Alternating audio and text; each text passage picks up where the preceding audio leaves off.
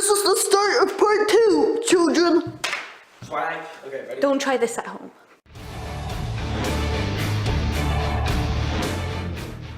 So here we are again. Yes, I suppose we are. Ugh. Okay. So I'm supposed to try and follow this thing again? Well, that would be preferable if you followed the script somehow. After last time, I'm guessing that's not going to work. Well, according to the script, I'm supposed to start off by asking you what an inciting event is. But I think that's too heavy-handed. Instead, I'm going to ask you to follow the classical writing advice. Show, don't tell. And show me how to do an inciting event. Videos don't work that way. Of course they do. Show me what an inciting event is. Whoa! How did these get here? They showed up here because I needed them to show up in order to show you how to do it, since you said I couldn't tell you. I wanted to use dominoes here, but unfortunately, our video has budgetary restrictions. Okay. Look, I don't know much about classical writing, but I'm pretty sure dominoes or books won't help at all. They totally do. Watch this.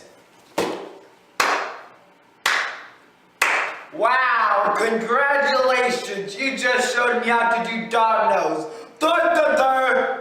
You're right. The sad thing is, though, a lot of beginner writers don't know how to do this. What do you mean? A novel begins when the first domino of the plot begins going down, so to make all the others follow like we did.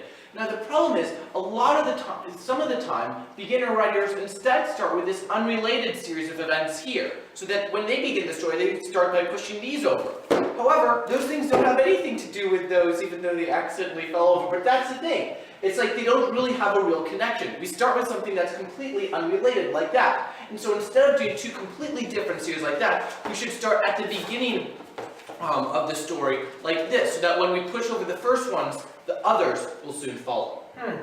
Well, that wasn't the most convoluted analogy you've ever used. Did you memorize that? Look, that doesn't matter. The important part is that you get my not-so-subtle strategy. Okay, so let me ask you a question. If this is the way a good book is supposed to start, what's up with the characteristic moment scene that you talked about last time? If the characteristic scene doesn't need to be related to the plot, as we talked about in Indiana Jones, since the plot doesn't start in the university, doesn't this kind of go against what you said? But, no, it doesn't. Why not? Well, look, so in the beginning of the book, you need to do two things. You need to introduce the characters, and you need to introduce the plot. The scene we talked about last time, the characteristic moment, that's about introducing the characters. This moment here is about making sure that when you start the plot, you actually start the plot where it needs to begin, and not on something unrelated, or starting it too early, or too late. It actually doesn't really matter which goes first, the characteristic moment or the inciting event, but the thing is, at the beginning of the story, you're going to need to have both of them together, and you can't start the plot without the inciting event. So that's what we're talking about here. When you want to introduce the characters, start with a characteristic moment. When you want to start with a plot, start with the inciting event. So basically you're telling me that when you begin a story, you want to introduce both pretty quickly. So you don't spend a lot of time on rabbit trails when you need to just introduce the event and gets all the events in the book going. Exactly.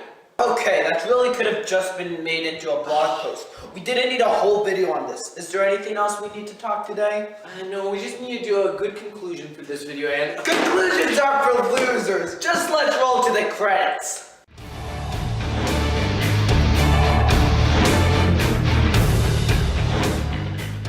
you know, one of these days, I'd like to do a normal conclusion for these videos. Maybe if you did write these videos at night before we actually filmed them, you could actually think up a good conclusion.